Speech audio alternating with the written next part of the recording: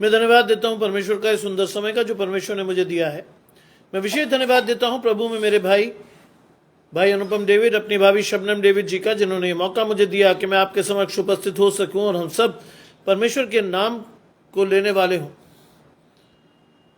आइए परमेश्वर के वचन में चलने से पूर्व अपनी आंखों को कुछ समय के लिए बंद करेंगे और परमेश्वर से पवित्र आत्मा के दान को मांगेंगे। परमेश्वर से कहेंगे, प्रभु जो वचन आप हमें देने पर हैं उस वचन के अनुसार अपने हृदय को हम तैयार कर सकें और आपके वचन को उसमें बसाकर 60, 100, 70 गुना फल लाकर ये दिखाने वाले हों कि हम वास्तव में परमेश्वर के हैं। आइए प्रार्थना करें।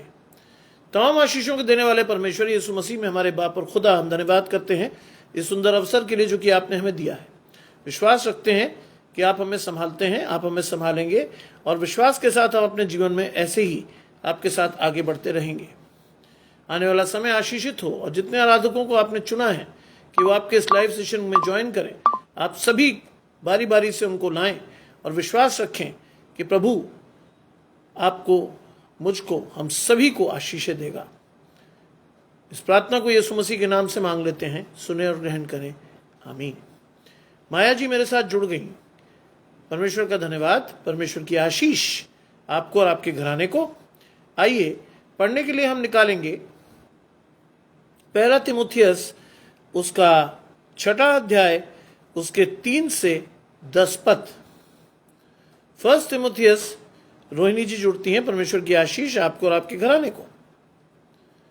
और यहां पर तिमुथियुस के पहले तिमुथियुस के 6 अध्याय 3 से 10वें पद तक लिखा है, यदि कोई और ही प्रकार का उपदेश देता है और खरी बातें अर्थात प्रभु यीशु मसीह की बातों को और उस उपदेश को नहीं मानता जो भक्ति के अनुसार है, तो वो अभिमानी हो गया और कुछ नहीं जानता, वरन उसे विवाद और शब्दों पर तर्क करने का रोग है, जिसमें डाह और झगड़े और निंदा की बातें और बुरे बुरे संदेह, और उस मनुष्य में व्यर्थ रगड़े झगड़े उत्पन्न होते हैं, जिनकी बुद्धि बिगड़ गई है और वे सत्यविहीन हो गए हैं, जो समझते हैं कि भक्ति कमाई का द्वार है, पर संतोष सहित भक्ति बड़ी कमाई है, क्योंकि ना तो हम जगत में कुछ लाए हैं और ना ही कुछ ले जा सकते हैं।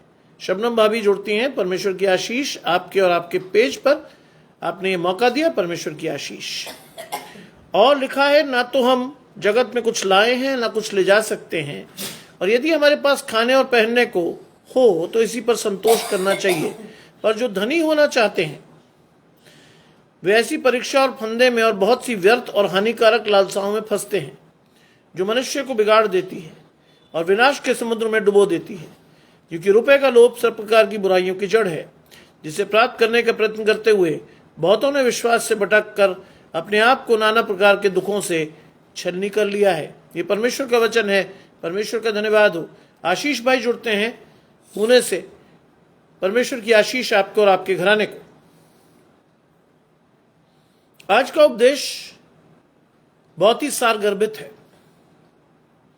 यदि आज के उपदेशों में आप और मैं चलते हैं तो ध्यान रखिएगा, परमेश्वर की बहुत सी चेतावनियां और आशीषें दोनों हैं आज के उपदेशों में। मैं अभी लगभग 4 मिनट पहले यहां पहुंचा हूं और ये जो संदेश आपको मिलेगा वो मेरे बेटे के द्वारा ढूंढा गया है। अक्सर शाम को मेरा बड़ा बेटा साइमन मेरे लिए इन आशीषों को खोज कर लाता है और ये हमारी आशीषें परमेश्वर की ओर से आपको मिल रही हैं। और वो लिखता है, यदि कोई और ही प्रकार के उपदेश देता है और खरी बातों को अर्थात हमारे प्रभु यीशु मसीह की बातों को और उस उपदेश की बातों को नहीं मानता जो भक्ति के अनुसार है। जानते हैं ये क्या लिखा है और क्यों? आज के संदर्भ में यदि इस आयत को देखें तो ये आयत हमें सिखाती है, बताती है कि हम अगर किसी और उपदेशों को जो परमेश्वर के वचन से अलग हटकर हैं और उन खरी बातों को जिनको परमेश्वर ने अपने वचन के अनुसार हमें चेतावनी के रूप में दिया है, और इन सारी बातों को छोड़कर कोई और ही उपदेश देते हैं, तो ये आपके और मेरे लिए चेतावनी का विषय है कि हम परमेश्वर के अनुसार नहीं चल रहे। गजानंद भाई जुड़ते हैं, परमेश्वर की आशीष। आप बालाघाट डिस्ट्रिक्ट से हैं, आज मेरे लिए एक और आशीष, क्योंकि मैं अभी तक नहीं जानता था कि आप कहां से हैं। और ये आशीष है कि उपदेश यदि परमेश्वर की ओर से नहीं आ रहा, उपदेश उस भक्ति के अनुसार नहीं है जिसके अनुसार हम ठहराए गए हैं, तो क्या है वो?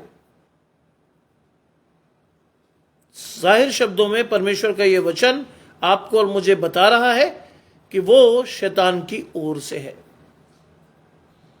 इसीलिए परमेश्वर की इस आशीष को लेकर के मैं बार बार आपसे इस बात की चेतावनी देता हूं कि जब भी आप परमेश्वर के वचन में जाएं, पवित्र आत्मा के साथ जाएं। जब भी आप कोई वचन सुने, पवित्र आत्मा के साथ सुने, जिससे कि आप समझ सकें कि कौन सा वचन परमेश्वर की ओर से आ रहा है और कौन सा वचन परमेश्वर की ओर से नहीं है। और लिखा है कि वो उपदेश को नहीं मानता जो भक्ति के अनुसार। अशोक भाई जुड़ते हैं, परमेश्वर की आशीष। 1 तीमुथियुस 6 अध्याय 3 से 10 पद हम पढ़ रहे हैं। यदि बाइबल है तो मेरे साथ फॉलो कीजिएगा कि आप परमेश्वर की उस आशीष को ले पाएं। लिखा है, वो तो अभिमानी हो गया और कुछ नहीं जानता। जानते इसका अर्थ क्या है? वो तो अभिमानी हो गया और वो कुछ नहीं जानता। अभिमानी शब्द का अर्थ है कि आप अभी तक पुराने मनुष्यत्व में, यानी शारीरिक रूप से जुड़े हुए हो इस संसार में। और शारीरिक रूप से यदि आप और मैं अभिमानी हैं तो बेसिक चीज क्या है? बेसिक चीज है कि आप और मैं अभी तक शैतान के साथ अपने हाथ को मिलाए हुए हैं। क्योंकि हम जो उपदेश इस समय दे रहे हैं वो अगर परमेश्वर की ओर से नहीं है तो वास्तव में वो शैतान की ओर से। दूसरा कोई विकल्प है ही नहीं, बीच का कोई रास्ता नहीं है। आज बहुत से उपदेशकों ने क्या किया है? उन्होंने परमेश्वर को बेच दिया है।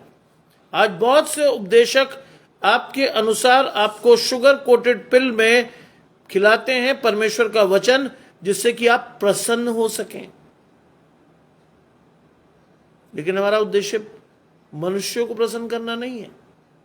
हमारा उद्देश्य परमेश्वर को प्रसन्न करना है। हमारा उद्देश्य मनुष्यों को चेतावनी देकर यह सिखाना है कि कैसे वो फिर कर परमेश्वर के साथ जुड़े और कैसे उनको अनंत जीवन की आशीष मिले।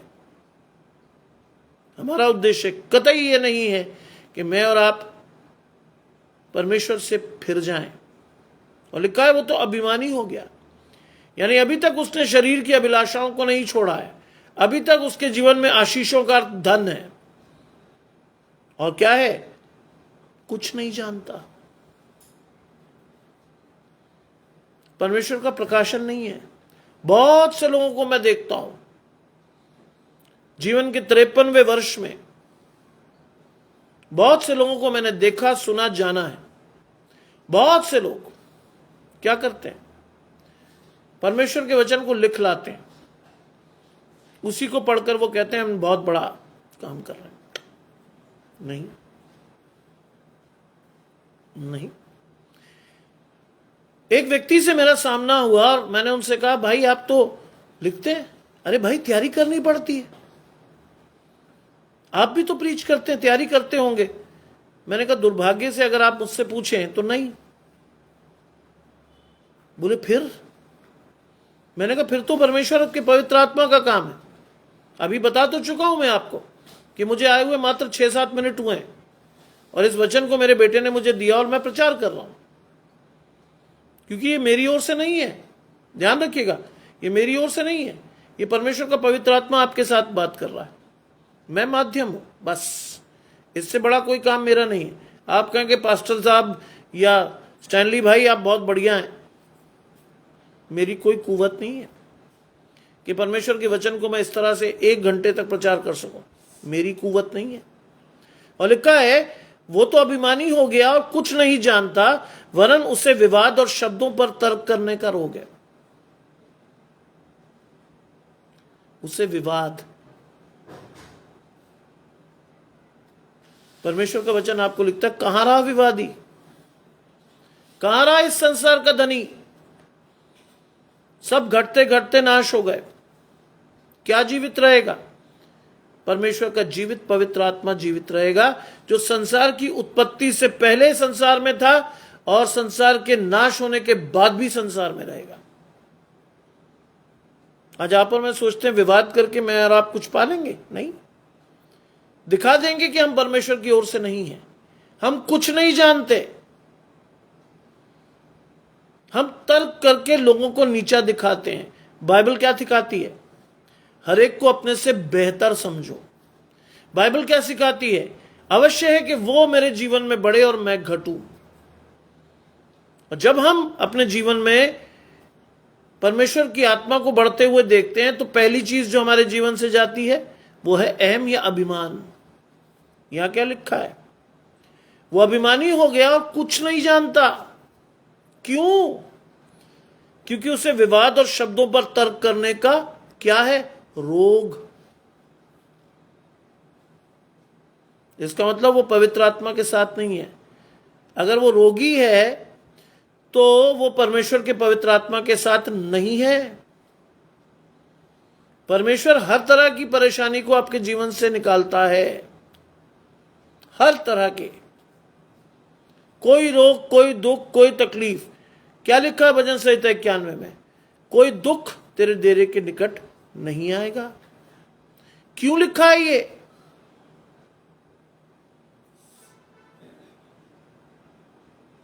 क्योंकि परमेश्वर चाहता है कि आप और मैं जब परमेश्वर के साथ चलें तो हम उतने ही पवित्र, उतने ही शुद्ध हों जैसा परमेश्वर ने हमें चाहा।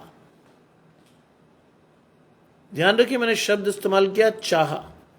क्यों? क्योंकि चुनने की स्वतंत्रता आपके और मेरे पास है।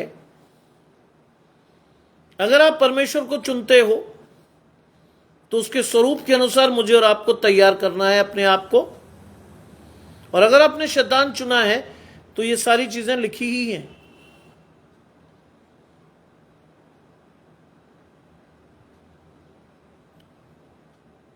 क्रोध, बैरभाव, निंदा, अभिमान, मिथ्या, रोष, यही तो है शारीरिक जीवन के गुण।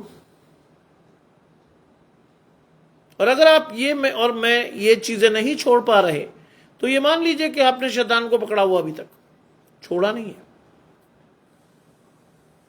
लिखा है, ये सारे गुण आए हैं, देखिए, जिसमें डाह और झगड़े और निंदा की बातें और बुरे बुरे संदेह। अगर आपके जीवन में सारे गुण हैं, डाह, झगड़े, निंदा की बातें, बुरे बुरे संदेह, अगर आप आज भी किसी से जल रहे हैं, किसी की उन्नति आपको फल नहीं रही। मुझे अब भी याद है, मैं इस चीज को बार बार इसलिए कोट करता हूं कि ये मेरे मार्गदर्शक प्रिंसिपल है। डाह की आदत हमारे स्वभाव में है, क्योंकि सबने पाप किया और परमेश्वर की महिमा से रहित हैं। और इस जीवन में वो महिमा पाने का अवसर परमेश्वर का पवित्र वचन हमें देता है। डाह से बचने के लिए मैंने अपनी नानी से बहुत कुछ सीखा।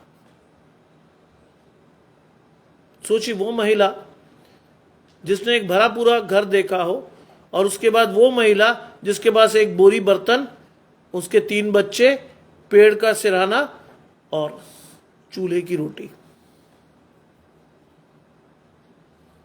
आसमान से सीधा जमीन पे।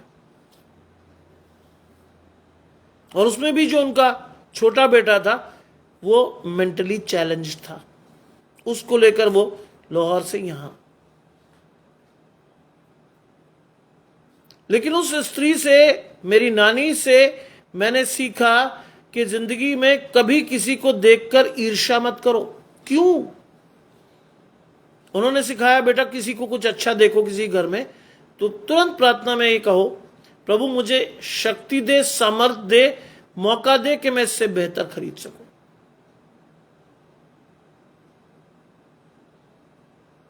और उसके बाद से मुझे जीवन में कुछ भी अच्छा दिखता है किसी के पास भी, तो I always pray to God, प्रभु मुझे शक्ति और सामर्थ देना, मुझे इतना हौसला देना इतनी हिम्मत देना कि ये सारी चीजें इससे बेहतर मुझे मिले। आप मेरे पीछे जो देख रहे हैं, ये मेरी नानी की देन है। जानते हैं क्यों? क्योंकि उन्होंने सिखाया था। ये इतनी बड़ी आशीष मेरे नाना नानी ने मुझे दी। मैं उनके साथ बचपन से रहा और जाते जाते वो अपनी पूरी संपत्ति मुझे दे गए। वो संपत्ति जो एक बर्तन भर बोरे के साथ थी, उन्होंने बड़ी मेहनत की, जबरदस्त मेहनत की, and they created a whole lot of things. Ezra ji, मैं आपको पूरा ये सेंड करूंगा मैसेंजर पर, सुन लीजिएगा, कोई दिक्कत नहीं, आपको मैं भेजता हूं। बड़ी मेहनत से उन्होंने सारी चीजों को दोबारा खड़ा किया। दोनों लोगों ने नौकरी की। पार्टीशन से पहले मेरी ग्रैंडमदर नौकरी नहीं करती थी, लेकिन दोनों ने नौकरी करके धीरे धीरे अपने परिवार को बनाया, बढ़ाया और अपने उस मेंटली चैलेंज बच्चे की सेवा की। किसी के सहारे नहीं छोड़ा। आज तो हमारे घर में अगर लेडीज नौकरी करती हैं तो मेड आके खाना बनाती है। हम बेसिकली पंजाब से हैं। खाना आज भी हम अपने हाथ का ही बना खाते हैं, अपने घर वालों के हाथ का खाते हैं। बाहर कोई व्यक्ति हमारे लिए कुछ नहीं करता आज भी। मेरे पिता ने यह सिखाया था, बेटा खाने पर किसी का हाथ नहीं लगेगा, खाना तो बनाना ही है। और वहां से ये आशीष मिली और वो अपनी पूरी संपत्ति मुझे दे गए। और ये पूरी संपत्ति जो इतनी बड़ी खड़ी है, ये मेरी आशीष नहीं है, मेरे नाना नानी की आशीष है। उन्होंने मुझे सिखाया था डाह नहीं करना। और झगड़े, ध्यान रखिएगा, इतना आसान नहीं था सारी चीजें करना, क्योंकि वो सब कुछ मुझे दे गए थे। मेरी मौसी और मेरी मम्मी इस बात से रुष्ट हो गए थे। ध्यान रखिएगा, मैंने इन चीजों को कभी भी कोर्ट में, पुलिस में जाने नहीं दिया।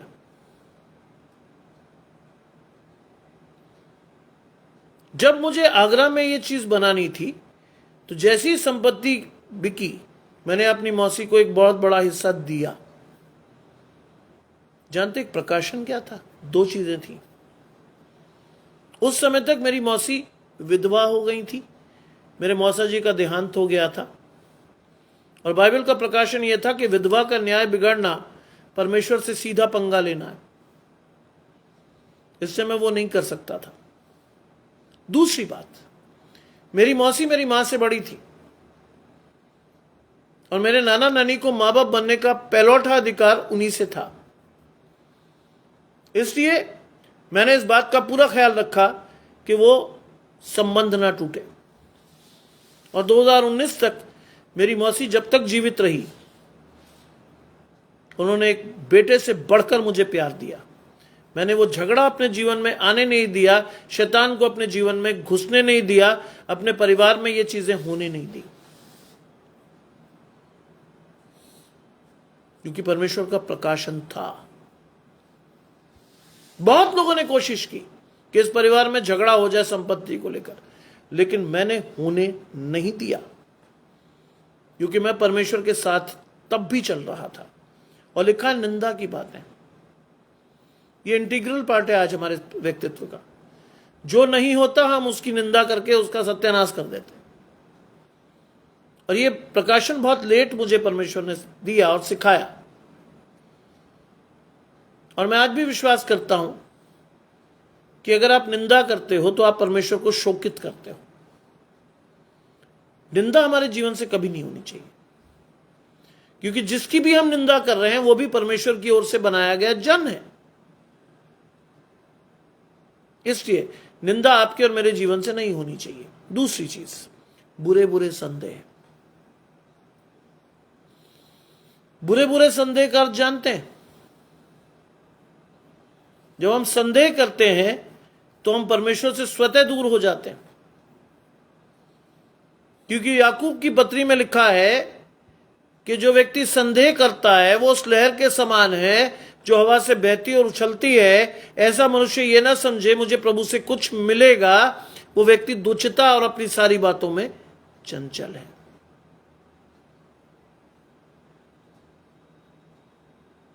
इन चीजों से बचिए। ये वो फंदे हैं जो आपको और मुझे परमेश्वर के पास आने से रोकते हैं। ये वो चीजें हैं। और लिखा है, और उन मनुष्यों में व्यर्थ रगड़े झगड़े उत्पन्न हो गए हैं जिनकी बुद्धि बिगड़ गई है। जब आप ये सारी चीजें करते हैं तो झगड़ा होना स्वाभाविक है।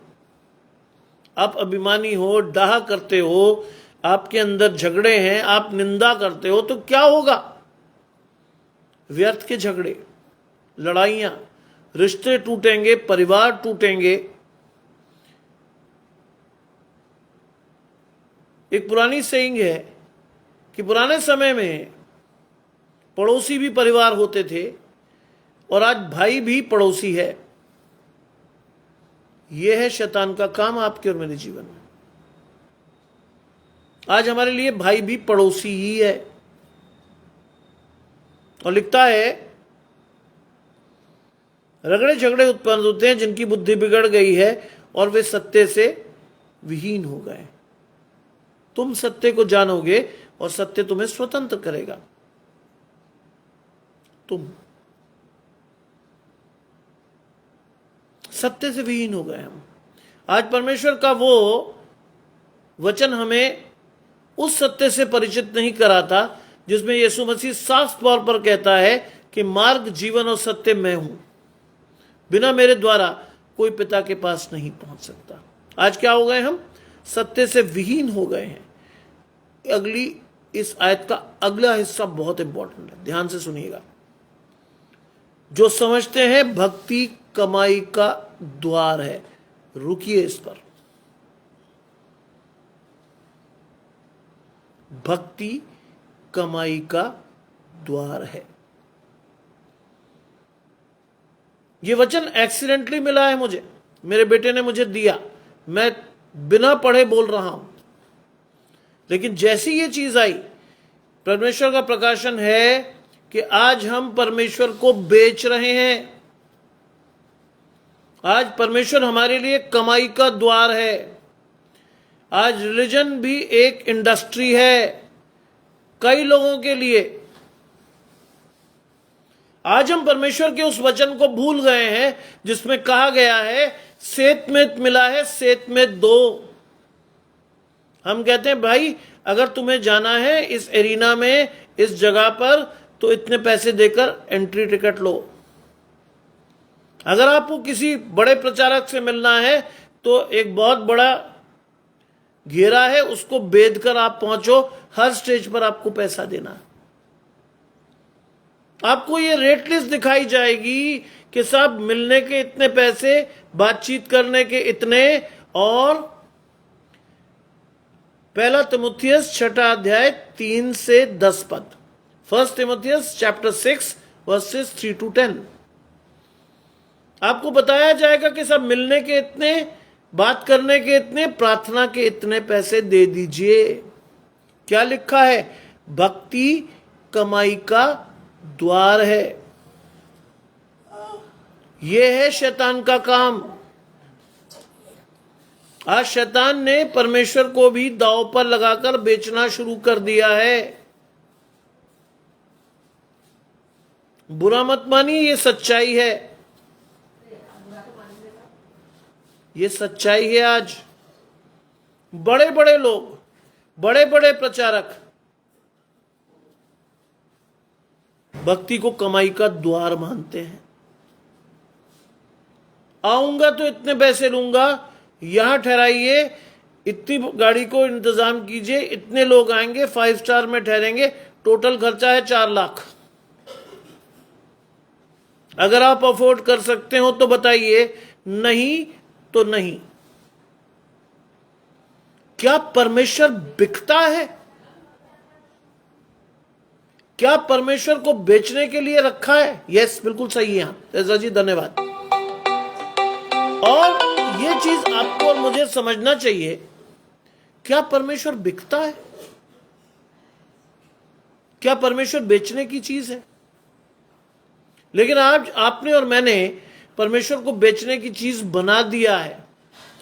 Religion is an industry now, world wide. बड़े बड़े प्रचारक पूरा जाल फैलाकर आगे बढ़ते हैं, बड़े बड़े। लेकिन परमेश्वर क्या कहता है? सेतमेत मिला है, सेतमेत दे दो।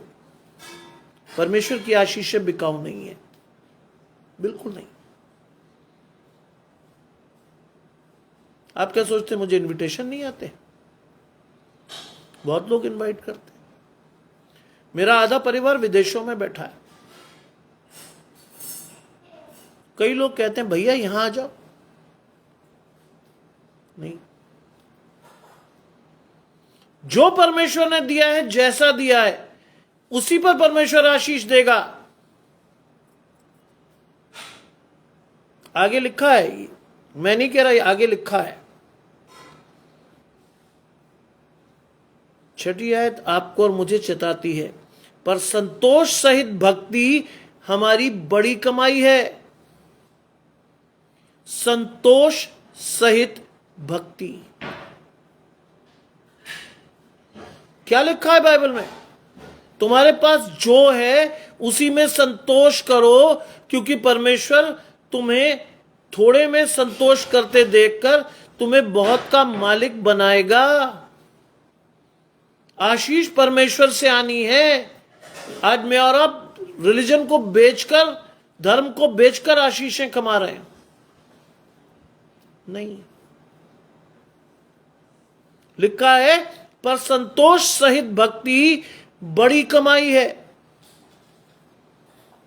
अगर आप संतोष के साथ परमेश्वर के साथ जुड़े हुए हो, परमेश्वर का वचन प्रचार कर रहे हो, परमेश्वर की आशीषों को बांट रहे हो, जानते हैं क्या होगा? धीरे धीरे परमेश्वर आपको और बढ़ाएगा, और आशीषें देगा, आपको और आशीषों से परिपूर्ण करेगा। बार बार मेरा यह कहना कि आशीष का अर्थ पैसा नहीं है। आज बहुत से लोग आशीषों के नाम पर पैसे को ही सब कुछ समझते हैं। आशीष का अर्थ पैसा नहीं है। अगला जो है वो यूनिवर्सल रियलाइजेशन है। 7वीं आयत कहती है, ना तो हम जगत में कुछ लाए हैं ना ले जा सकते। सोचिए, ना तो हम जगत में कुछ लाए हैं ना ले जा सकते हैं।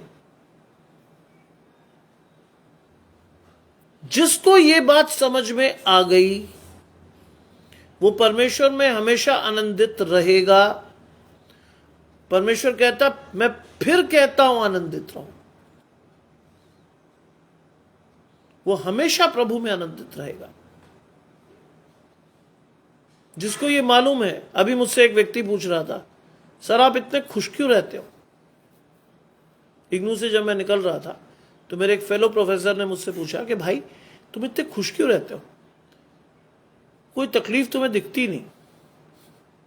मैंने हंस के पता क्या कहा उसे, बोले अरे सर ऐसी ऐसी बातें क्यों कर रहे हो? अरे मैंने कहा यार रिटर्न टिकट तो कंफर्म है, कब होगा क्या पता। बाइबल कहती है तुम्हारा अगला कदम कहां पड़ेगा तुम्हें नहीं मालूम, है ना? काहे को दुखी हो रहा, काहे को चिंता करनी? परमेश्वर ने खाने पीने रहने सबकी चीजें दी हैं, आगे भी देगा। खुश रहिए, परमेश्वर के पास जुड़े रहिए, परमेश्वर से मांगते रहिए, गॉड विल गिव यू। और लिखा है, ना तुम्हारे पास जगत में कुछ तुम लाए हो ना ले जा सकते हो। और अगली बात बहुत बड़ी है, यदि हमारे पास खाने और पहनने को हो तो इन्हीं पर संतोष करना चाहिए। नहीं कर पाते हम। हमारे अंदर डाहा है, लालसा है, दूसरों की आशीषों को देखकर हम दुखी होते हैं। लेकिन बाइबल क्या कहती है, यदि हमारे पास खाने और पहनने को हो तो इसी पर संतोष करो। लेकिन संतोष होता कहां है? शैतान के साथ हाथ तो अभी भी पकड़ा हुआ हमने। क्योंकि हमारा मन कहाँ लगा हुआ है? संसारिक लालसाओं में। आज छोटी गाड़ी है, कल बड़ी हो जाए, बड़ी हो और बड़ी हो जाए, उससे बड़ी हो जाए तो भैया कुछ और दे दो। मन कभी तृप्त नहीं होता। बाइबल में क्या लिखा है? मन में तो असाध्य रोग लगा है और उसके भेद को कौन समझ सकता है? कौन? परमेश्वर के अतिरिक्त कोई नहीं।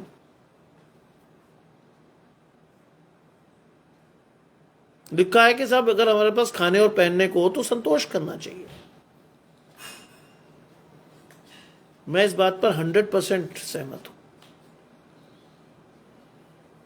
मुझे जहां से परमेश्वर जो भी देता है, I am thankful to God. मैंने अपने परिवार में भी सबसे पिछड़े होने का टाइटल पाया। जानते हैं मेरे कजन्स मुझे क्या कहते हैं? क्या परिवार है तेरा? है ना, तूने आज तक पासपोर्ट बनाए, ना तू बाहर जाने की इच्छा रखता, ना तुझे कुछ ऐसा है कि तू ये कर ले। तेरे बच्चे भी बहुत पिछड़े टाइप के हैं, ना तो कभी वो मल्टीप्लेक्स गए, ना उन्हें कोई ऐसा शौक कि वो कहीं ऑफ राइडिंग करें, यहाँ दौड़े वहाँ दौड़े। क्या है तेरा जीवन? और जब वो ऐसे कहते हैं ना, मैं मन से आशीष लेता हूं। मैं बहुत खुश होता हूं कि मेरे बच्चे आम बच्चों जैसे नहीं हैं, क्योंकि आज के आम बच्चे विनाश की सड़क पर इतनी तेजी से दौड़ते हैं। आज ही बात हो रही थी कि नोएडा और दिल्ली में हॉस्टल्स में हशीश, कोकेन जैसी चीजें बहुत खुली अवेलेबल है। और जो व्यक्ति मुझसे बात कर रहे थे वो एक बड़े सीनियर प्रोफेसर हैं, और वो अपनी बिटिया के बारे में बता रहे थे कि उनकी रूममेट पकड़ी गई 5 ग्राम हेरोइन के साथ। सोचिए, ये वो चीजें हैं जो आज के बच्चे बहुत कॉमनली लेते हैं।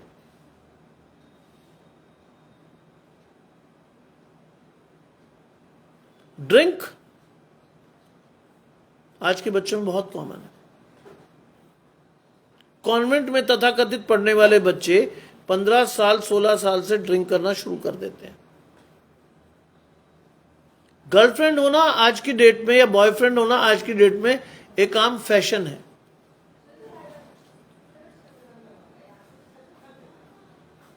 कोई कोई परिवार ही बचा होगा।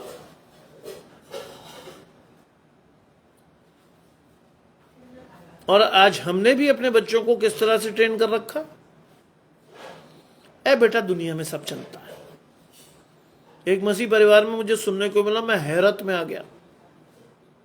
जानते हैं उन्होंने अपनी बिटिया के बारे में क्या कहा मुझे?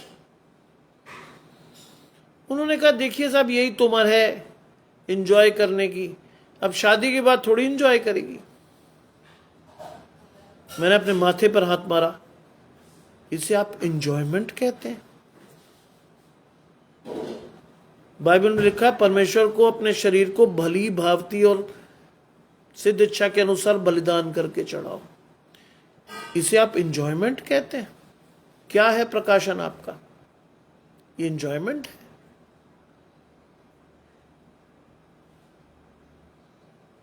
एक और परिवार में मुझे सुनने को मिला, आई डोंट माइंड अगर लड़की 2-3 बजे घर आती है।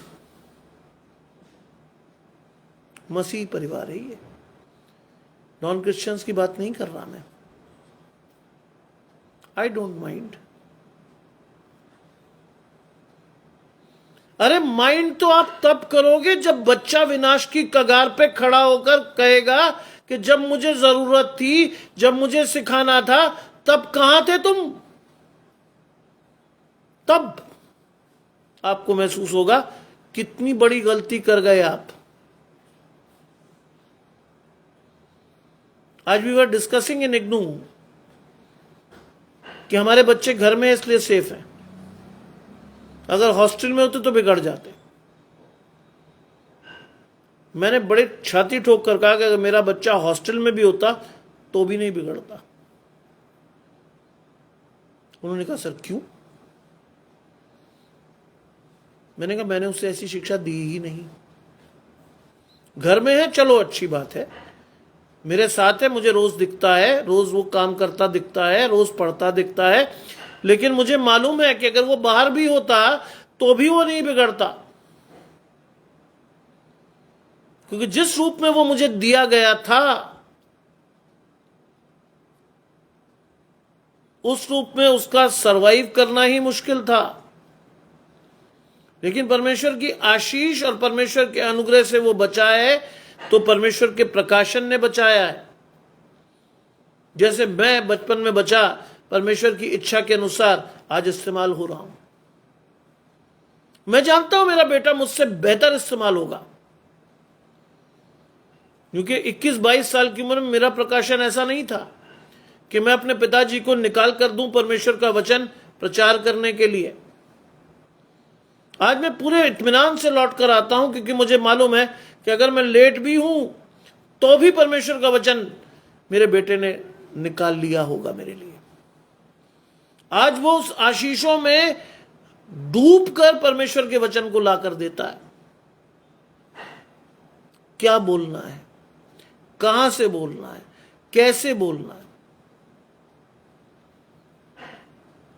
आज मैं आशीष मानता हूं इस चीज को कि मेरे बच्चे पिछड़े हुए हैं।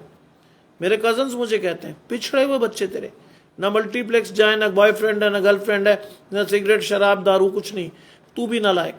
मैं बहुत बढ़िया, आई एम हैप्पी।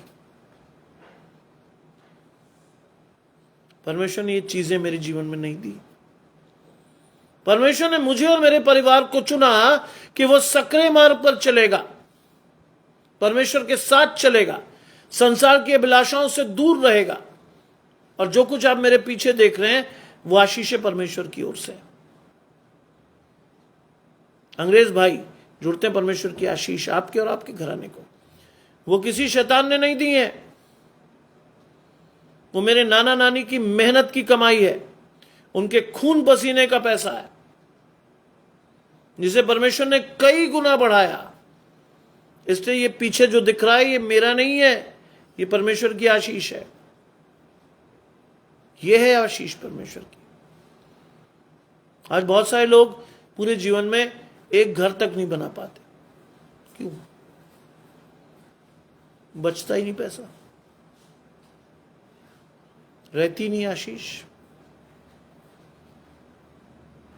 लिखा है पर जो धनी होना चाहते हैं वे ऐसी परीक्षा और फंदे और बहुत सी हानिकारक लालसाओं में फंसते हैं। जब मैं बहुत छोटा था मैं कई बार अपने पिताजी से कहता था ये चाहिए, पता वो क्या कहते थे? नहीं।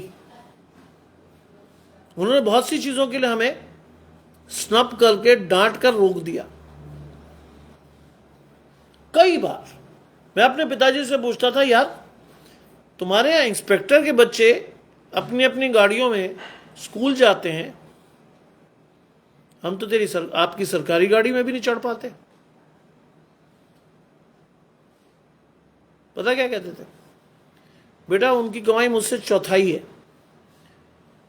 लेकिन वो कैसे कमाते हैं एक दिन जब बड़े होगे तो जान लोगे। और वास्तव में जब बड़े हुए तो समझ में आया कि उनका स्रोत फर्क था कमाई का, मेरे पिताजी की तरह नहीं था। वो और अधिक धनी होना चाहते थे। मैंने अपने पिता के कई अधिकारियों को देखा, दुनिया भर के प्लॉट, दुनिया भर के फ्लैट, जहां से लूट मार कर सको कर दो,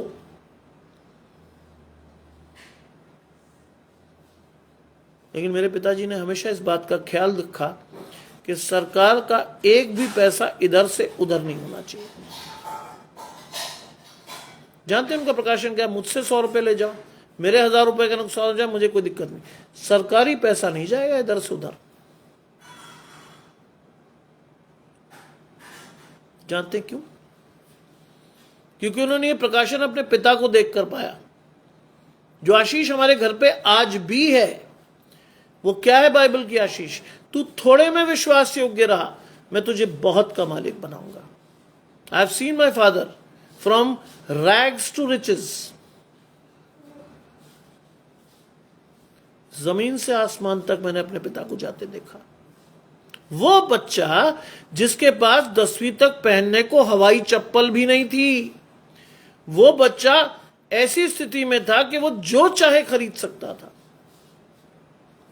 लेकिन आशीष परमेश्वर की ओर से थी। लिखा है जो धनी होना चाहते हैं वे ऐसी परीक्षाओं और फंदों और बहुत सी हानिकारक लालसाओं में फंसते हैं। कौन से लोग? जो धनी होना चाहते हैं। धन परमेश्वर की ओर से आने वाली आशीष है, अगर चाहिए तो। और किसी सोर्स से आई तो क्या होगा? लिखा है, पहली बात आप किस में फंसोगे? परीक्षाओं में। शैतान आपको तरह तरह से ऐसी जगह पर सिर झुकवाएगा जहां आपको नहीं झुकाना। आपको जिंदगी में इतने कॉम्प्रोमाइज करने पड़ेंगे लगातार जो शायद आपको नहीं करने चाहिए थे। फंदे आपके बच्चों को इस्तेमाल करेगा शैतान। पापा ये लो, वो लो, ये करो, वो करो। आज बहुत से तथाकथित धार्मिक लोगों के बच्चे शैतान की गोद में बैठे हैं, बुरा मत मानिएगा। जो अपने आप को बहुत धार्मिक कहते हैं ना, बच्चा सीधा शैतान की गोद में बैठा, ड्रिंक ड्रग्स से लेकर हर काम बड़ी लालसा से कर रहा है। क्योंकि पिताजी क्या कर रहे हैं? परीक्षाओं में फंसे हुए, लालसा में डूबे हुए, झुककर शैतान को प्रणाम करके पैसे कमा रहे हैं। और मैं आपको बता चुका हूं, शैतान की तरफ से जो पैसा आपके जीवन में आएगा वो क्या देगा आपको? ऐसी थैली में रखेंगे आप पैसे जो नीचे से फटी हुई है। लिखा है वो बहुत सी व्यर्थ और हानिकारक लालसाओं में फंसते हैं। आज हम सोचते हैं हम बड़ा काम कर रहे हैं, परमेश्वर ने बड़ी आशीष दी है, परमेश्वर ने बड़े पद पर रखा है। क्यों रखा है? कि आप दीनता से अपनी कम्युनिटी की, अपने लोगों की सेवा करें। लेकिन हम दीनता से संसार की सेवा कर रहे हैं, संसार की सेवाएं ले रहे हैं, तरह तरह के फंदों में फंसे हैं, संसारिक लालसाओं में फंसे हैं। लगातार मैं लोगों को देखता हूं कि साहब रिश्वत ले आ भाई, ये है दे दे भैया। मना करने का साहस नहीं है आप में? क्यों नहीं है? क्योंकि परमेश्वर का आत्मा नहीं है। पहली आयत, तीसरी आयत को फिर से पढ़िए। खरी बात वर्ड है वहां लिखा हुआ। पहला तीमुथियुस 6 अध्याय 3 के पद में लिखा है खरी बात। आज खरे उपदेश मुझे और आपको पसंद नहीं आते। कई लोग कहते हैं अरे यार ये तो सीधा मुझ पे आक्रमण कर रहा है। नहीं, स्ट्रेट है ये चीजें, बहुत साफ, बहुत स्पष्ट। और लिखा है बहुत सी हानिकारक लालसाओं में फंसते हैं जो मनुष्यों को बिगाड़ देती है। बिगड़ जाते हैं हम, दूर हो जाते हैं परमेश्वर से। हमारे पूर्वजों ने जो कमाई की थी परमेश्वर की आशीषों को, वो हम एक झटके में गवा देते हैं, एक झटके में। ऊपर से बहुत अच्छा लगता है, बुरा मत मानिएगा। ऐसे लोग आपको ऊपर से बड़े शांत दिखेंगे, बड़े अच्छे, बहुत अच्छा उपदेश भी दे लेंगे। जब ऐसे लोग मैं सुनता हूं या उनके उपदेश में कई बार देखता हूं, जानते क्या होता है मेरे मन से, अंदर से क्या आता है? पता क्या निकलता? ऊपर से तो तुम बहुत अच्छे हो, लेकिन अंदर से तुम में सड़ांध आती है। आज बहुत से ऐसे लोग जानता हूं जो ऊपर से आपको बहुत अच्छे दिखेंगे, परमेश्वर का प्रचार भी वो ऐसा करेंगे जैसे बाइबल रटी हुई हो। यूं शैतान भी बाइबल बहुत अच्छी जानता है, स्वर्गदूत था वो।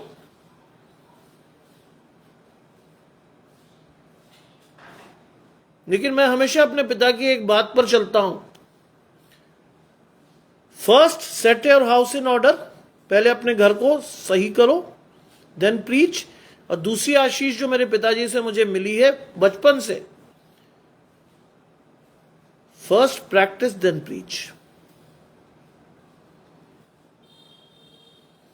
मैं आपको कोई भी ऐसी चीज प्रीच नहीं करूंगा जो मैं प्रैक्टिस न कर सकता हूं, कोई भी ऐसी चीज नहीं करूंगा। मैंने आपसे बार बार कहा ना, हम कैसे प्रीच करते हैं, यहां से। मैं कैसे प्रीच करता हूं, यहां से। सोचिए 4 मिनट में आपके पास प्रकाशन होगा कि आपको यह मिलने वाला है। मुझे दूर दूर तक नहीं पता था।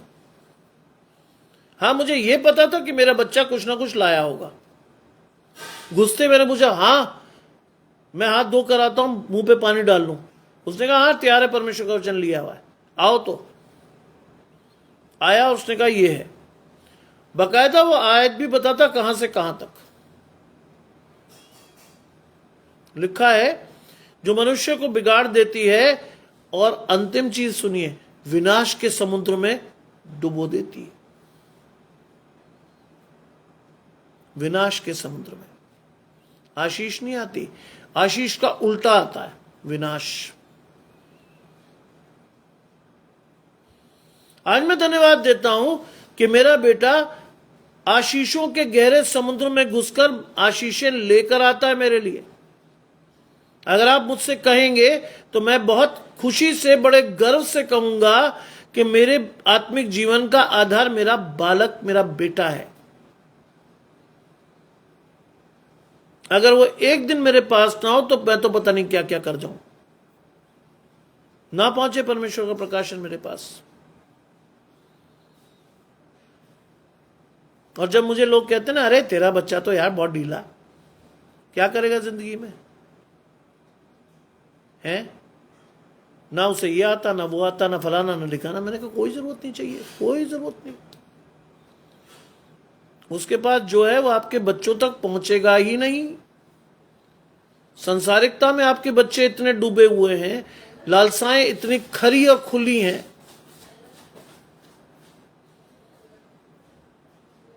मेरे बेटे की आशीष सुनेंगे जो उसने मुझे खुद बताई। उसने कहा भजन संहिता 1 में मेरी आशीष लिखी है। और वो आशीष क्या थी?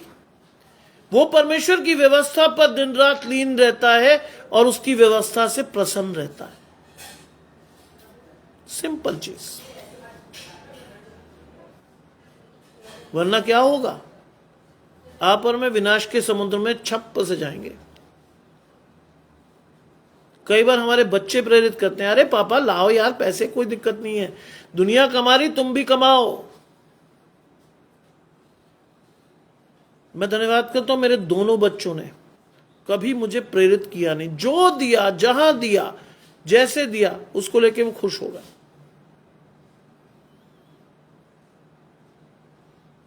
आज मेरे साथ के कई टीचरों के बच्चे पता किस लाइन में लगे?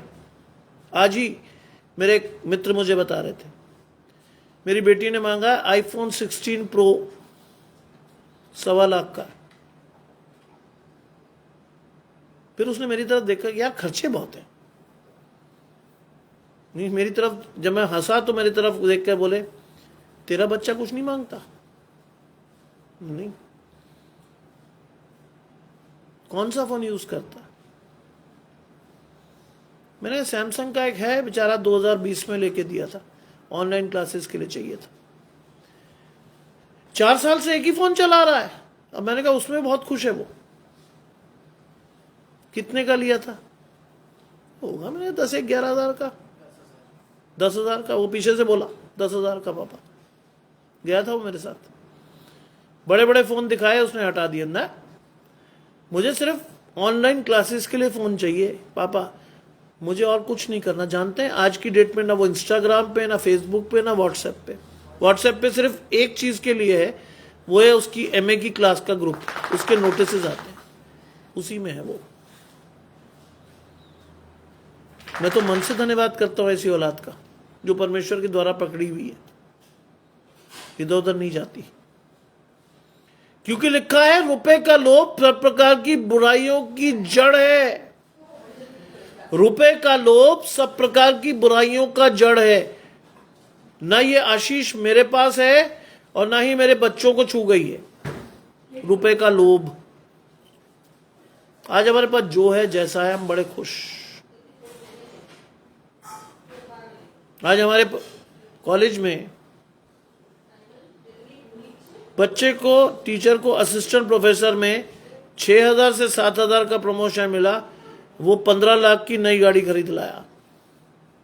गाड़ी में कॉलेज आते ठाठ से। मैं अपने कैरियर के शीर्ष स्थान पे हूं, ठीक, लेकिन मैं स्कूटर से आराम से कॉलेज जाता हूं, मुझे कोई दिक्कत नहीं। कई लोग कहते सर अभी तक स्कूटर पे, जब आप आए थे तब से स्कूटर पे। मैंने कहा किस बात का डर है यार। ताराचंद भाई मेरे साथ जुड़ते हैं, आशीष परमेश्वर, किस बात का डर। अरे सर आप प्रोफेसर बन गए तो, अरे सर अब तो गाड़ी वाड़ी चलाइए। नहीं भाई, मुझे जिस चीज में कंफर्टेबल महसूस होता मैं वही करता हूं, दुनिया की क्या परवाह करना। इसी लिखा है रुपए का लोभ सब प्रकार की बुराइयों की जड़ है। जब आपको स्टेटस कॉन्शियस हो जाते हो ना, तब ये चीजें सिर पर आती हैं, यहां बोलती हैं सिर पे चढ़ के। मैं बिल्कुल कॉन्शियस नहीं, मुझे जो मिलता परमेश्वर की ओर से मैं हैप्पी, खुश। मुझे ये भी नहीं चिंता कि साहब मैं क्या पहन रहा हूं, कैसा पहन रहा हूं, जो है अच्छा है, परमेश्वर ने दिया बहुत बढ़िया। और क्या लिखा है, रुपए का लोभ सब प्रकार की बुराइयों की जड़ है, जिसे प्राप्त करने का प्रयत्न करते हुए बहुत विश्वास से भटक गए। प्राप्त करते हुए, प्रयत्न करते हुए कई लोग विश्वास से भटक गए। पैसा, बस पैसा। आज एक घर में गया मैं, वो इंसिडेंट आज तक नहीं भूला। उस घर में एक ही बेटियां थी, माता पिता बहुत अच्छी पोजीशन में नहीं थे। एक लड़की का ख्वाब सुनकर तो मैं दंग रह गया। मैं सिर्फ उसे इतना ही कह पाया, मैंने कहा बेटा पहले परिवार की स्थिति तो देख लो, जो तुम मांग रही हो क्या वो दे पाएंगे। जानते बच्चे ने क्या कहा, मैं ही क्यों सफर करूं, मरते हैं कल के मरते हैं, आज मर जाएं, मैं क्यों सफर करूं। मुझे तो एक बार जीवन मिला है, मैं तो ये सब चाहूंगी और सब करूंगी। जानते ख्वाब क्या थे, आईफोन चाहिए था। ख्वाब क्या थे, अपनी फ्रेंड्स और बॉयफ्रेंड्स के साथ नाइट आउट करनी थी। ख्वाब क्या थे, वीकेंड्स पे बाहर घूमने जाना था। ख्वाब क्या थे, पैसे होना हो, श्रेष्ठ जिम्स में मैं जाकर काम कर जाना चाहती हूं। यह आशीष है, ताराचंद ने बिल्कुल सही लिखा। इससे परमेश्वर जो मैदान की घास को जो आज है और कल भाड़ में जो की जाएगी ऐसा वस्त्र पहनाता है, तो हे अल्प विश्वासियों तुम्हें क्यों करना पहनाएगा। आज तो जो है मेरे पास मैं खुश हूं। उस घर से जब मैं निकला तो मुझे ये लगा कि मैंने बाहर निकलते ही प्रार्थना की, प्रभु शैतान तो नहीं लाया मैं साथ में बिठा के, है तो अभी यही झड़क दे, घर ना लेके जाऊं। मैं इतना घबरा गया था उस घर में कि मुझे समझ नहीं आ रहा था कि मैं क्यों हूं यहां। गया तो मैं मिलने था, उनकी मम्मी ने फोन करके मुझे बुलाया था, लेकिन उसके बाद मुझे इतना डर लगा कि मैं कहीं शैतान को तो नहीं बिठा लाया अपने कंधे पर। परमेश्वर कहीं दूर दूर तक नहीं था उस घर में। कहने को बड़े अच्छे अच्छे नाम थे, मीठे मीठे प्यारे प्यारे। शैतान बिल्कुल सिर चढ़ के बोल रहा था। और खासतौर से उस घर की उस बिटिया को जिसे अपनी माँ बाप की सेवा में समर्पित होना चाहिए था, वो कहती भाड़ में जाए, कल के मरते आज मर जाए। अरे मर गए। मैंने कहा अच्छा फिर। बोले मुझे नहीं चाहिए ये सब चीजें, मुझे तो वो सब चीजें चाहिए जो दुनिया में श्रेष्ठ है। मैंने कहा बेटा घर की स्थिति देख ले, अंकल घर की स्थिति देखते देखते मेरी जवानी निकल जाएगी। मैंने बाप रे। उस तरफ दूसरी तरफ मैं अपने बेटे को देखता हूं जिसने कभी जिद नहीं की किसी चीज के लिए, कभी नहीं।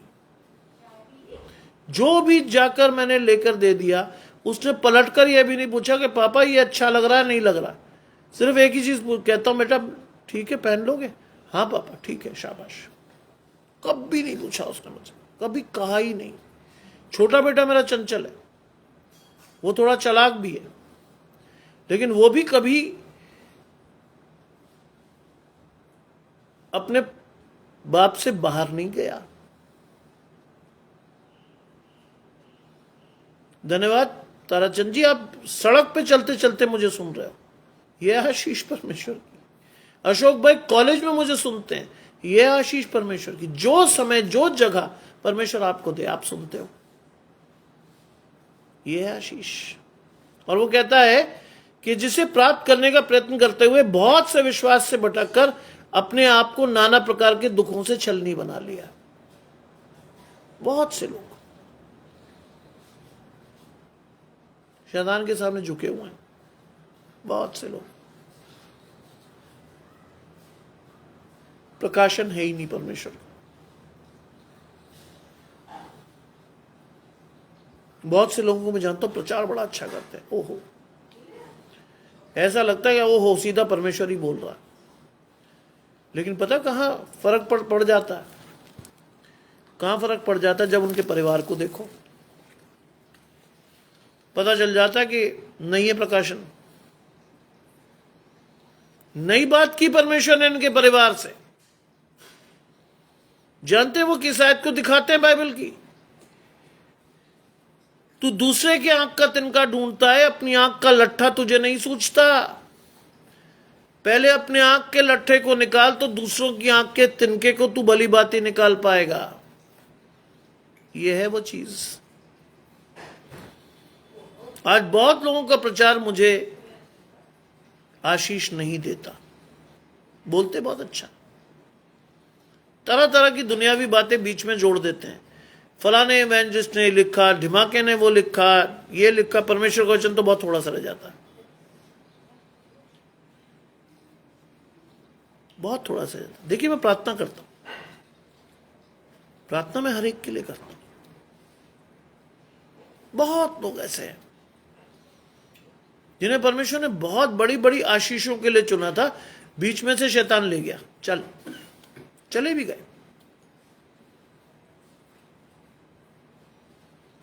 आज मेरी यही प्रार्थना है कि परमेश्वर उन्हें फेर लाए,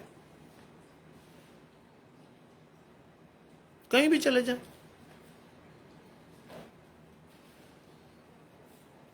हमें कई लोग दिखते हैं बहुत ज्यादा आशीषित, आशीष है ही नहीं।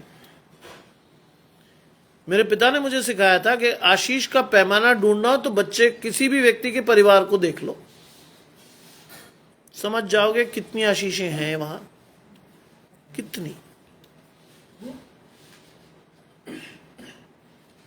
और मैं जब भी देखता हूं किसी के परिवार को, तो मुझे बिल्कुल साफ पता चलता है कि परमेश्वर का प्रकाशन है या नहीं है। क्योंकि मैं आपको बता चुका हूं कि एक स्टेज में परमेश्वर के साथ मैं सरका 6 वर्ष पूर्व, धीरे धीरे मैं चला डगमगाते हुए, और अब मैं मजबूती से चल सकता हूं परमेश्वर के साथ। और मैं आज भी ये प्रार्थना करता हूं, जानते हैं क्या? कि परमेश्वर एक समय दे, एक समय आए मेरे जीवन में जब मैं आपके साथ भागूं, मेरा मुंह खुले, आपकी आशीषें बटे।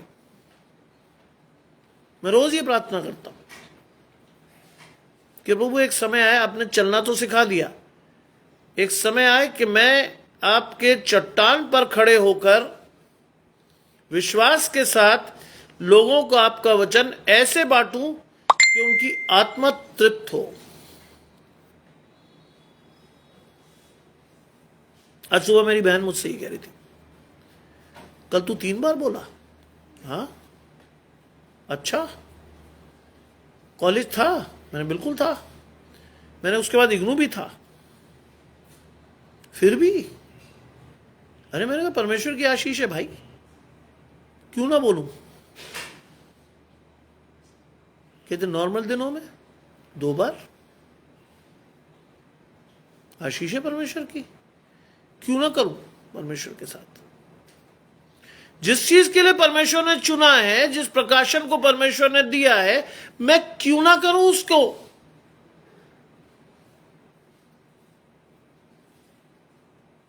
मेरी बहन ने मुझे पता क्या कहा, हाय मैं तो 15 मिनट में थक जाऊं। मैंने थक तो मैं भी जाऊं, लेकिन मैं अपनी शक्ति से और अपने बल से प्रचार नहीं करता। मैं प्रचार करता हूं परमेश्वर की सामर्थ्य से। अपनी शक्ति तो मेरी भी ऐसे ही है। अगर मैं अपने सामर्थ्य से प्रचार करूं तो शायद बिल्कुल सही कह रही मेरी बहन, 15-20 मिनट, आधा घंटा, इससे ऊपर नहीं। लेकिन अगर मैं कर रहा हूं, ये परमेश्वर की आशीष है।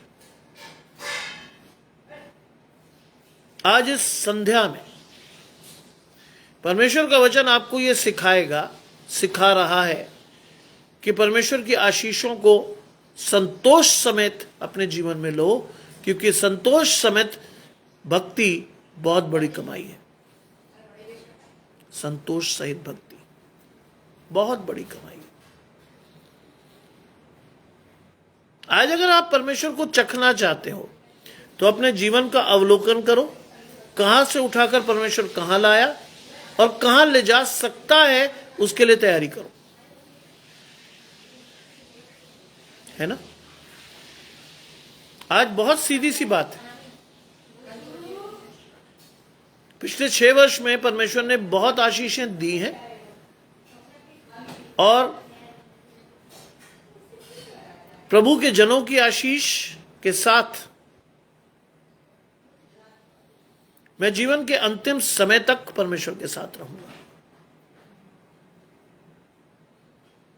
भाई अनुपम डेविड, अपनी भाभी शबनम डेविड, उनका परिवार, डिएगो भाई, हमारी बहन डॉक्टर एग्नेस फिलिप, ये वो लोग हैं जिन्होंने भरोसा किया। आज 3 पेजों की एक्सेस मेरे पास है और तीनों पेजों के जो डायरेक्टर्स हैं उन्होंने कहा आपका जब मन करे प्रचार कर लो। सोचिए, विश्वास परमेश्वर की ओर से है उनका। मैं कोई नहीं हूं, मैं शून्य हूं, बिल्कुल जीरो। हाँ, परमेश्वर यूज कर रहा है, मुझे बड़ी खुशी है। आगे और यूज करे, मैं और परमेश्वर के लिए तैयार हूं। आपसे भी यही कहूंगा, कमर बांध के परमेश्वर की आशीषों को ग्रहण कीजिए। चौकस रह के परमेश्वर की आवाज को सुनिए और चौकस रहते हुए उस आवाज के द्वारा परमेश्वर की आशीषों को अपने जीवन में आने दीजिए। शैतान आपके जीवन में फंदे लगाएगा, शैतान आपको व्यर्थ की अभिलाषाओं में फंसाएगा, लेकिन अगर परमेश्वर का पवित्र आत्मा आपके साथ होगा तो आप उन आशीषों से बाहर निकलकर परमेश्वर की ओर देखते हुए परमेश्वर के साथ बढ़कर उस अनंत जीवन की आशीष को पाओगे जिसके लिए आप ठहराए गए हो। आइए प्रार्थना करें। तमाम आशीषों को देने वाले परमेश्वर यीशु मसीह में हमारे बाप और खुदा, हम धन्यवाद करते हैं सुंदर अवसर के लिए जो कि आपने दिया है। धन्यवाद करना चाहते हैं प्रभु कि आपने अपने लोगों को चुनकर आशीष दी। आपने बुलाया कि लोग आपकी आशीषों को लेकर अपने जीवनों में आपकी आशीषों को बांट सकें। इस समय याद करते हैं भाई सैम्बल को, जो छत्तीसगढ़ में इस समय आईसीयू में है। प्रभु चाहते हैं प्रभु कि उस बंदे को आप उसकी कार्डियक प्रॉब्लम से छुटकारा दें। हम नयूम भाई को याद करते हैं जो सुबह आकर हमें रोज मिलते हैं, उनकी किडनी में स्टोन है। प्रभु चाहते हैं प्रभु कि आपके सारे लोग जब प्रार्थना में लगे हैं उनका वो स्टोन उनके जीवन से निकल जाए, आपकी आशीष को लेने पाए। जितने लोग बीमार हैं, जिन्हें हम जानते हैं, जिन्हें हम नहीं जानते, विश्वास के साथ वो यदि आपकी ओर देखते हैं तो अपनी आशीषों को उनके ऊपर निछावर कर दे। प्रभु विश्वास के इस दौर में प्रभु हम सभी को आपके सम्मुख अर्पित करते हैं, सभी के लिए प्रार्थना करते हैं। चाहते हैं कि सभी आपके साथ बढ़ते हुए आपके आशीषों को लेकर हाँ और आमीन के साथ न सिर्फ लें, ग्रहण करें, बल्कि उस पर चलकर लोगों के लिए आशीष का कारण ठहरे। सब कुछ मांग लेते हैं आपके प्रिय पुत्र यीशु मसीह के नाम से। सुने और ग्रहण करें, आमीन। आप सभी को मेरे और मेरे परिवार की ओर से जय मसीह की।